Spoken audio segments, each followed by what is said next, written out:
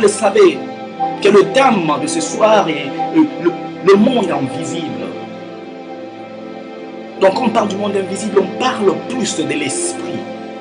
L'esprit que l'œil ne peut pas voir, l'esprit. Lorsqu'il parle, l'oreille humaine ne peut pas entendre.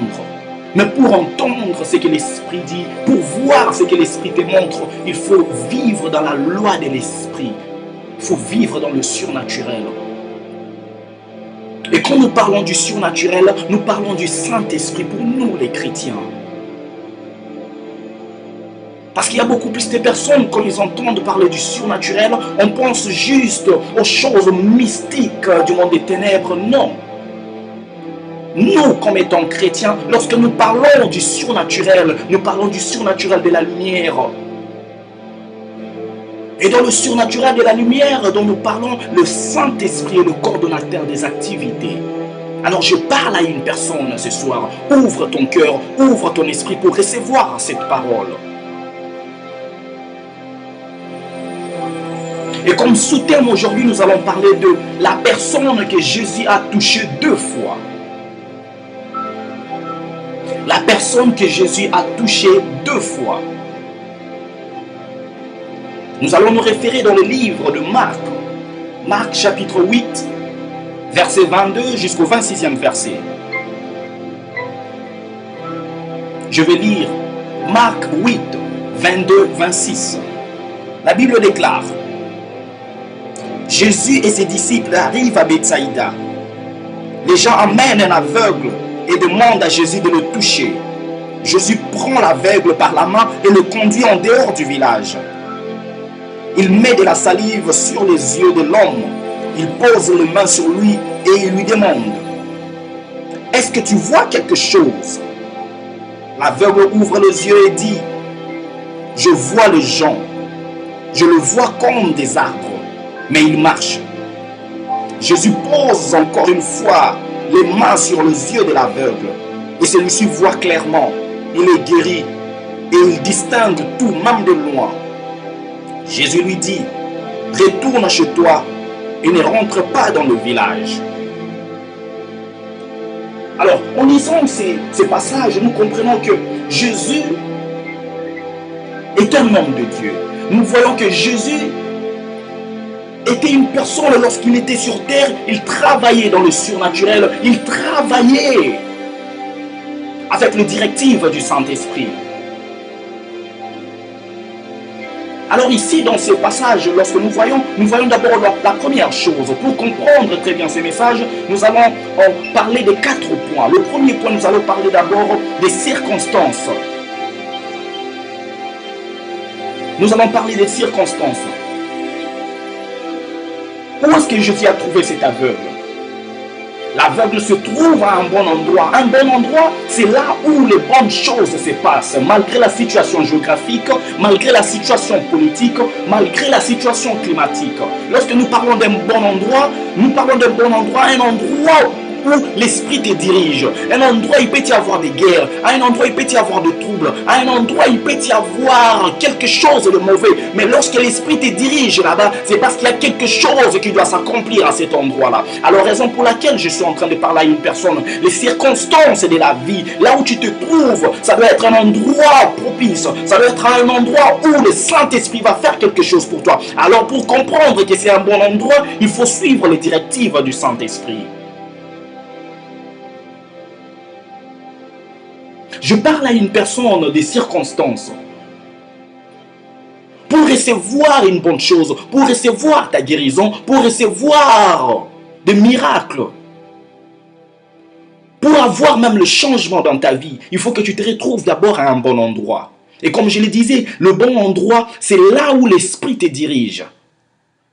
Et non là où notre tête ou bien notre cœur nous dirige. Nous parlons toujours d'un bon endroit.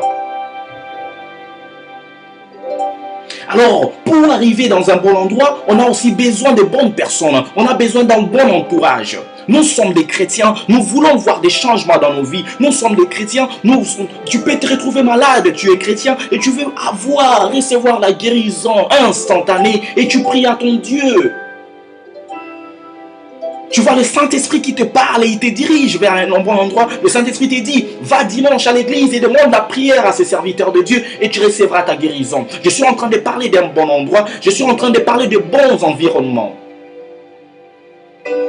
Donc, ayons les gens qui vont toujours nous emmener vers le bien. Parce que nous voyons ici l'aveugle que Jésus a touché les yeux. Cet aveugle d'abord ne pouvait pas arriver là où Jésus était seul. Ce sont les gens, la Bible déclare que les gens l'ont emmené vers Jésus afin qu'il les touche. Alors je suis en train de parler à une personne. Tu as des problèmes, tu as certaines choses qui ne marchent pas dans ta vie. C'est que tu dois faire. Tu dois écouter la voix du Saint-Esprit. Et lorsque tu écoutes la voix du Saint-Esprit, tu dois aussi avoir de bonnes personnes dans ton entourage. Parce que le Saint-Esprit, c'est la source. Et le Saint-Esprit utilise toujours des personnes. Il peut utiliser une personne, c'est un canal. Le Saint-Esprit peut utiliser cette personne afin que la personne t'emmène vers tes objectifs. Alors je suis en train de parler à une personne. Ayons de bonnes personnes dans notre entourage. Parce que ces bonnes personnes vont nous aider un jour. Nous voyons cet aveugle. Nous voyons, il est écrit que les gens l'amenèrent vers Jésus. Nous voyons cet aveugle qui ne voyait pas. L'aveugle qui ne savait même pas où Jésus se trouve. Mais il avait quand même l'information que Jésus est là. Alors, essayons un peu de comprendre si ces gens-là étaient de mauvais cœurs. Ils n'allaient pas amener cet aveugle vers Jésus. Afin qu'il les touche pour qu'il soit guéri.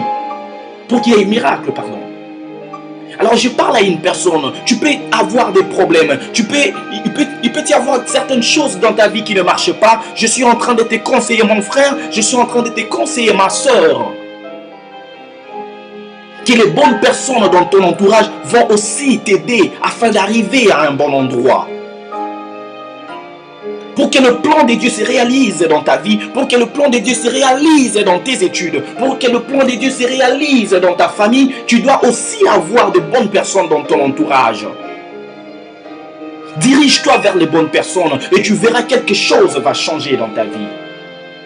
Je parle à une personne ce soir. Oui, Dieu veut apporter un changement dans ta vie, mais tu as aussi besoin de gens qui vont t'emmener là où Dieu veut qu'il y ait cette rencontre. Je répète encore que le bon endroit, c'est là où les choses merveilleuses se passent. Nous parlons du surnaturel, nous parlons de l'esprit, nous parlons du monde invisible. Le monde invisible, pour avancer dans ce monde invisible, nous avons besoin d'être connectés au Saint-Esprit. Nous devons être dans la vie des prières constantes. Parce que lorsque tu es dans la vie des prières constantes, le Saint-Esprit te parle. Et lorsque le Saint-Esprit te parle, et tu écoutes, et à fin de compte, tu obtempères, tu vas vers les bonnes personnes. Tu vas à l'endroit où le Saint-Esprit t'indique pour recevoir le changement, pour recevoir le miracle, pour recevoir ta guérison. Je parle à une personne. Nous parlons des mystères. Nous parlons du Saint-Esprit. Si cet aveugle ne se trouvait pas vers les bonnes personnes, je ne suis pas sûr que les gens allaient l'amener vers Jésus afin qu'il retrouve sa vue.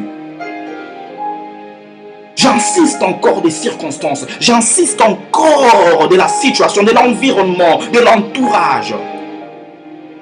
Nous parlons matin, midi, soir de changement. Nous parlons matin, midi, soir que nous voulons voir, oh Père, nous voulons voir ta gloire. Mais comment pouvons-nous voir la gloire de Dieu lorsque nous restons toujours avec de mauvaises personnes? Comment pouvons-nous voir la gloire de Dieu lorsque nous ne voulons pas écouter les directives du Saint-Esprit?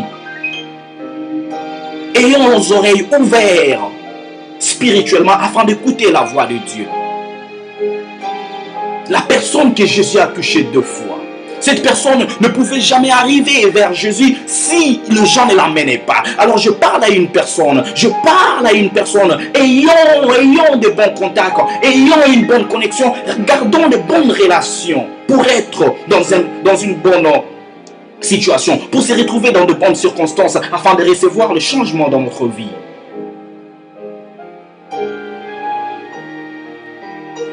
Le deuxième point dont nous allons parler maintenant, c'est la loi des premiers efforts. Lorsque tu te retrouves dans une bonne circonstance, lorsque tu te retrouves dans un bon endroit, oui, c'est bien, on amène l'aveugle vers Jésus. Et maintenant, c'est à à Jésus de travailler maintenant. Jésus pose ses mains sur cet aveugle. Et Jésus fait une chose que j'apprécie beaucoup. Jésus met la salive sur les yeux de cet aveugle. Là, on est en train de parler maintenant. Nous voyons, oh, c'est le point de contact. Pourquoi Jésus a fait cela? Jésus ne l'a pas fait par sentiment. Jésus l'a fait parce qu'il était aussi connecté avec l'Esprit, le Saint-Esprit. Parce que c'est le Saint-Esprit qui utilise le serviteur afin qu'il puisse faire quelque chose. Il n'y a pas de miracle, il n'y a pas de guérison sans l'approbation du Saint-Esprit. Il n'y a pas de miracle, il n'y a pas de guérison sans que le Saint-Esprit le permette. Je suis en train de parler à une personne. Nous parlons du monde invisible. Nous parlons du monde où le Saint-Esprit coordonne tout.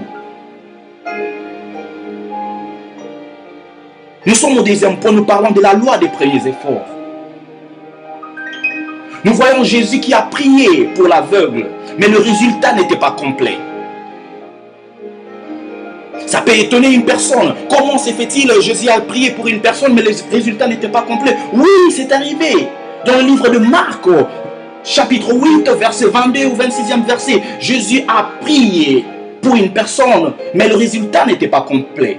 Il a prié. Et l'aveugle dit à Jésus, je vois les gens, mais ils sont comme des arbres, mais ils sont en train de bouger. Cela veut dire que l'aveugle effectivement a vu, mais il n'a pas vu entièrement. Alors je suis en train de parler à une personne.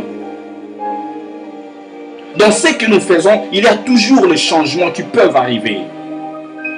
Mais dans la conclusion des choses, nous n'avons pas toujours les résultats comme attendu.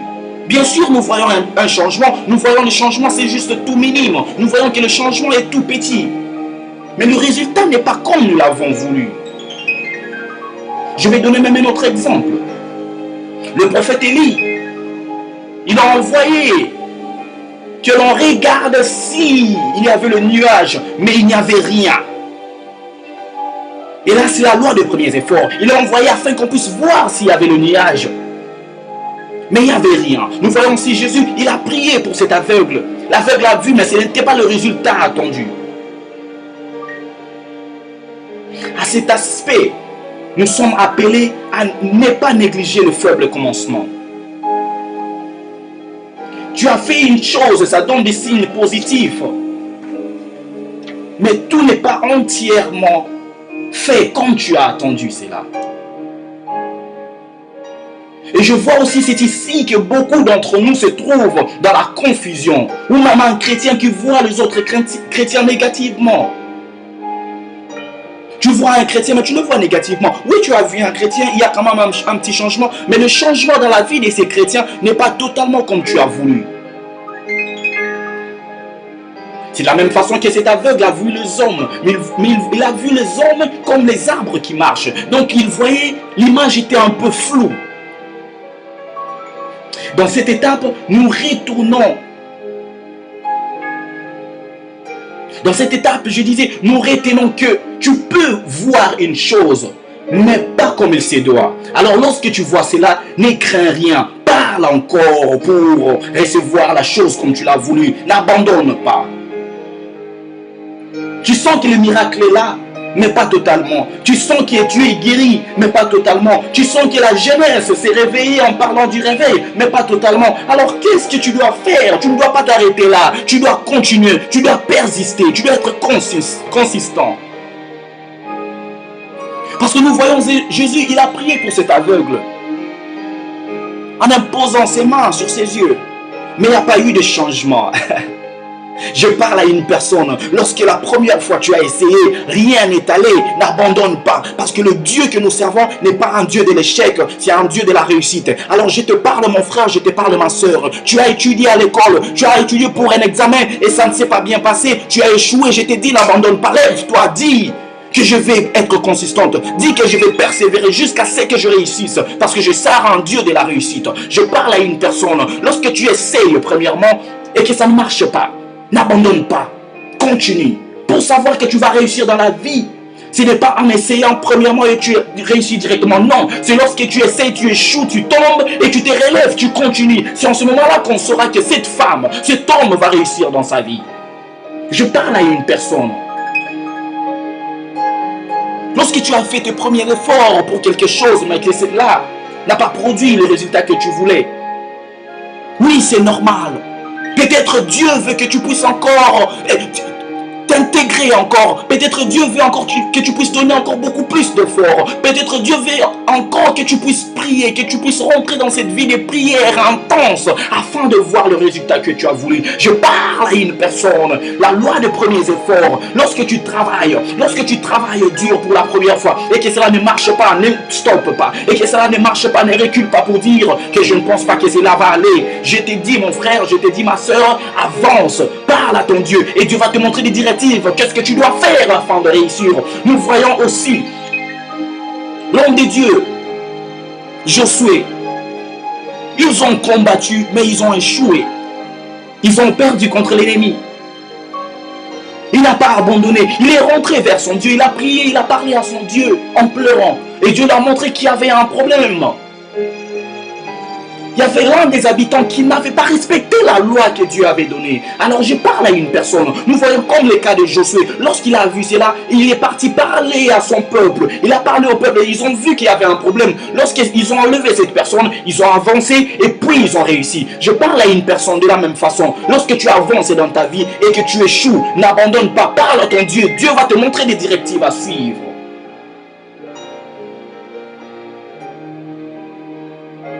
Lorsque les premiers efforts que tu as fournis dans ta vie n'a pas abouti au résultat que tu voulais, sois consistante, persévère. Raison pour laquelle, le troisième point, nous allons parler de la loi de la consistance.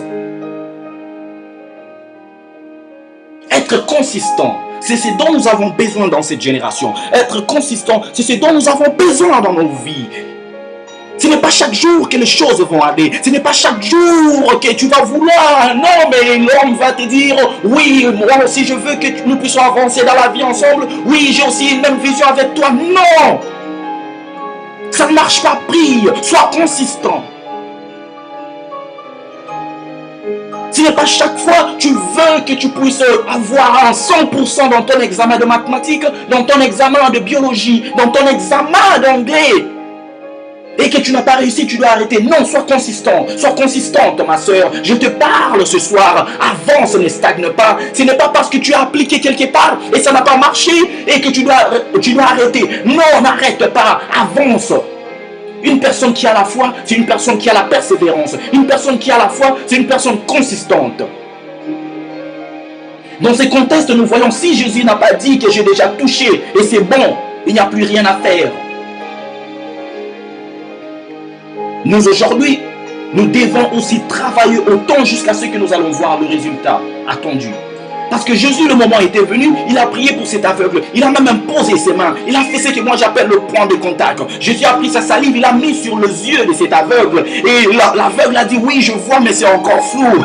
Et oui, je vois, mais ça ne se passe pas encore bien. Je vois les hommes comme les arbres, mais ils bougent. Donc la vue n'était pas encore là. Alors je parle à une personne. Jésus était connecté au ciel. Jésus était connecté avec le Saint-Esprit. Alors si tu es connecté au Saint-Esprit, lorsque tu essayes quelque chose et que ça n'avance pas, le Saint-Esprit va te donner des directives. Tu vas parler au Saint-Esprit en ce moment-là et il va te montrer des directives. Qu'est-ce que tu dois faire afin d'arriver à ton résultat? Nous voyons Jésus. Il était là. Il a imposé ses mains. La personne n'a pas vu. La personne n'a pas vu ce qu'elle voulait. La personne a vu flou. Jésus n'a pas paniqué. Jésus n'a pas dit, ok, c'est déjà bon, j'ai prié, ça va aller. Non.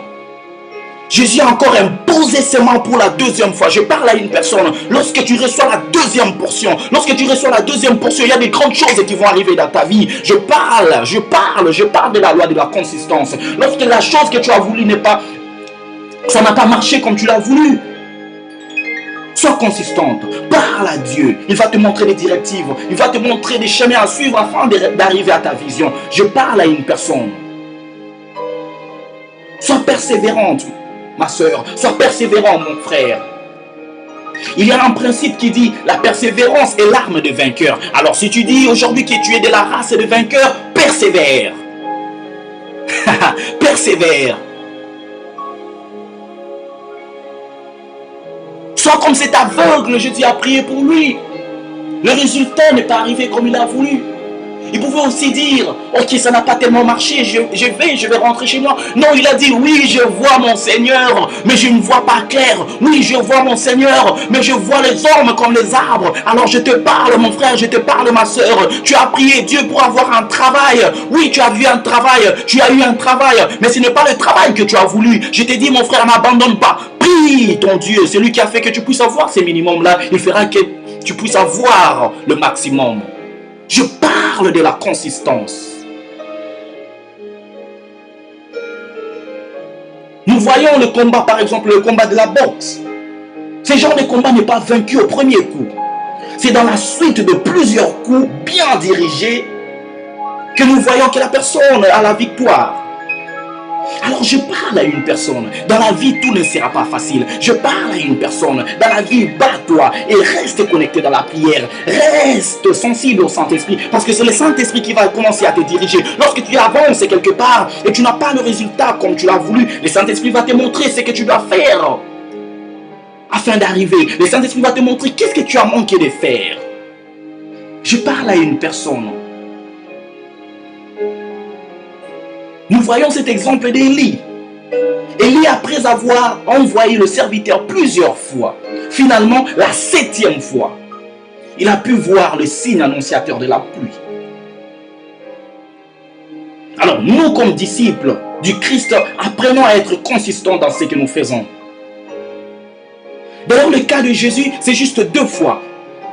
Il a prié pour cet homme, l'homme a vu un peu flou et il a prié pour la 2e fois et puis l'homme a vu clairement. Mais nous voyons dans le cas d'Élie, Élie envoie la personne parce que Dieu a parlé à Élie qu'il va pleuvoir. Élie envoie la personne pour la 1re fois, la personne dit qu'il n'y a rien. La 2e fois, la personne dit qu'il n'y a rien. La 3e fois, la personne qui dit qu'il n'y a rien. Je parle à une personne. Dans cette génération, je pense que si c'était une personne de cette génération, elle allait dire, mais Dieu m'a menti, mais le Saint-Esprit m'a menti, mais je pense que je n'ai pas très bien écouté la voix de Dieu. Je ne pense pas que c'était Dieu. Non, mon frère, non, ma soeur. Lorsque tu sais discerner la voix du Saint-Esprit et qu'il te parle, il te montre un signe, vas-y, fais-le. Quand ça ne marche pas, sois consistante, tu vas voir, il y aura des changements qui vont arriver. Je parle à une personne, je parle de la consistance. Cette personne que Jésus a touchée 2 fois, n'allait pas recevoir sa vue. Cet aveugle que Jésus a touché 2 fois n'allait pas recevoir sa vue. Si pour la 1re fois il disait oui, c'est bon, il a déjà prié pour moi, peut-être le résultat viendra. Non, il a été consistant, il a été persévérant, il a dit, mon Seigneur, je vois les arbres, je vois les hommes comme les arbres. Je parle à une personne, voilà la persévérance. Comment ça a amené à cet homme de voir clairement. Voilà comment la persévérance a fait à ce que cet homme reçoive le miracle qu'il a voulu. Alors lorsque ça ne va pas, lorsque ça ne marche pas, sois consistant, tu vas voir réellement Jésus va agir dans ta vie. Prie, parle à ton Dieu, tu verras comment Jésus va changer les choses dans ta vie. Je parle à une personne aujourd'hui, lève-toi, prie. Les choses ne marchent pas, ne pleure pas. Ne va pas à gauche, ne va pas à droite pour pleurer. Lève-toi, si tu veux pleurer, pleure dans la présence de Dieu. Parce que Dieu, c'est la personne qui va changer ta vie. Dieu, c'est le seul maître de ce monde. Dieu, c'est le seul maître de ce monde qui peut changer ton problème en négatif ou positif. Je parle à une personne. Soyons consistants. Faisons confiance en Dieu.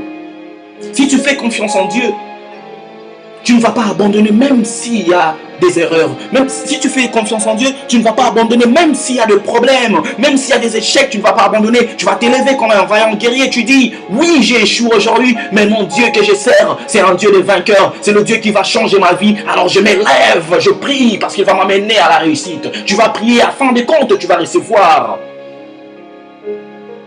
ton miracle. Tu vas recevoir ton changement. Je parle à une personne ce soir. Je parle de la consistance. Alors, lorsque nous avons reçu ce que nous avons voulu, nous devons rendre grâce à Dieu. Nous devons témoigner de ces grandes choses qu'il a fait. Raison pour laquelle, le 4e point, nous allons parler du témoignage. Je parle à une personne ce soir. Apprenons à rendre témoignage des œuvres de Dieu. Quand il y a un changement, acceptons qu'il y a eu un changement. Quand il y a un changement, Allons vers Dieu et rendons grâce à Dieu. Disons à Dieu, Père, je t'ai demandé des choses. Je t'ai demandé du changement. Je t'ai demandé, oh Père éternel, le travail. Père, je t'ai demandé la puissance dans mon ministère. Père éternel, je t'ai demandé la vie des prières constantes dans ma vie. Et voilà, je vois les résultats. Alors tu dois rentrer dans la présence de Dieu pour le rendre grâce, pour dire à Dieu, merci Père pour ce que tu as fait. Et tu peux même en témoigner. Tu parles à ton voisin, tu parles à ta voisine, tu parles à tes frères et sœurs. Tu dis que je priais pour ces cas et Dieu a fait. Si Dieu a fait quelque chose dans ma vie, il peut aussi faire cela dans ta vie. Alors quand tu parles de cela, cela va encourager, cela va édifier les autres personnes aussi à prier. Je parle à une personne. Nous parlons de ce Dieu de changement. Nous parlons du Saint-Esprit qui change les choses dans la vie des gens.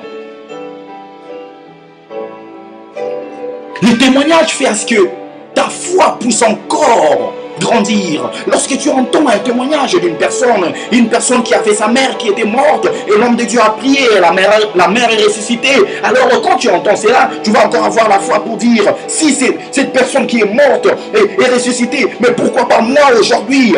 Je cherche le travail, je ne trouve pas, je dois être consistante. Je cherche le travail, je ne trouve pas, alors je dois persévérer, je dois prier mon Dieu parce qu'il est le Dieu des changements, il est le Dieu qui donne des solutions aux problèmes. Je parle à une personne du témoignage. Le témoignage peut changer ta façon de voir les choses. Le témoignage peut changer ta façon de voir Dieu. Alors je parle à une personne, lorsqu'il y a un changement, au lieu de manifester l'incrédulité en disant que j'attends pour confirmer, vas-y témoigne, vas-y parle de grandes choses de Dieu, vas-y parle de merveilles que Dieu a fait dans ta vie. Comme l'aveugle, l'autre fois il a vu flou et maintenant il a vu clairement. Il n'a pas attendu, il a témoigné, il a dit oui, maintenant je vois clairement. Je parle à une personne, tu pries ton Dieu et tu reçois un changement. N'attends pas, témoigne pour la bonne nouvelle, témoigne pour édifier les autres, témoigne afin qu'il y ait une influence positive dans la vie des gens. Aujourd'hui les chrétiens, nous avons besoin de témoignages. Aujourd'hui les chrétiens dans la vie, oh mon Dieu, je parle à une personne, nous avons besoin de témoignages. Quand il y a quelque chose qui se passe dans ta vie, lève-toi et témoigne. Dis à ton voisin, dis à ton ami du travail, dis à ton coéquipier là où tu joues au football, dis-lui qu'il y a eu un problème. Tu te rappelles, j'étais blessé et je priais mon Dieu au lieu de passer aux opérations, mais Dieu m'a guéri. Alors parle, lorsque tu parles à ton voisin, lorsque tu parles à ton ami du travail de ce que Dieu a fait pour toi, ton ami va aussi dire, oh, je dois essayer ce que cet homme a fait. Alors tu vas appeler beaucoup plus de gens dans la présence de Dieu, tu vas appeler beaucoup plus de gens dans le surnaturel de la lumière. Je parle à une personne, je parle du témoignage, mes frères, je parle du témoignage, mes sœurs. Le témoignage est puissant. Et le témoignage nous rapproche du prochain miracle. Je parle à une personne. Lorsque Dieu a fait quelque chose dans ta vie, lève-toi, témoigne. Parce que c'est que tu vas faire. Tu vas juste donner, mettre la joie au ciel. Le Saint-Esprit sera content. Et lorsque tu seras encore de retour, lorsqu'il y aura encore un problème, lorsqu'il y aura quelque chose qui ne va pas aller, quand tu vas parler, alors il y aura des résultats. Il y aura des résultats positifs. Je parle à une personne du changement. Je parle à une personne lorsqu'il y a un changement. Lorsque Dieu t'apporte le changement que tu as voulu, tu dois témoigner. Témoigne mon frère, témoigne ma soeur. Parce que le Dieu que nous servons, il veut aussi que les autres viennent vers lui. Je parle à une personne ce soir. Quand les choses marchent, il faut témoigner au lieu de demeurer toujours dans le calme.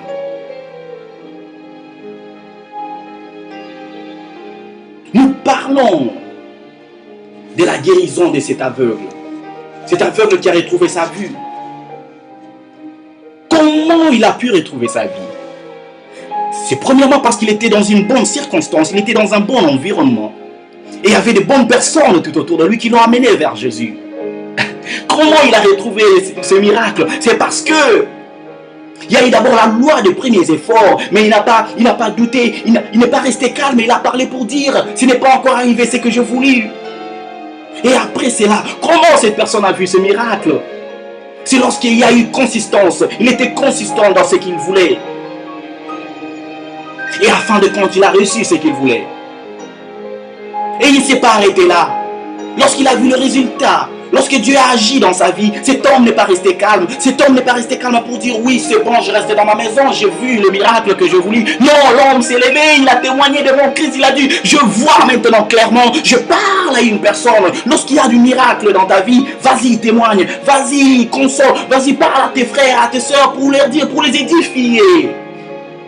Afin qu'ils comprennent que notre Dieu est aussi puissant. Que Dieu bénisse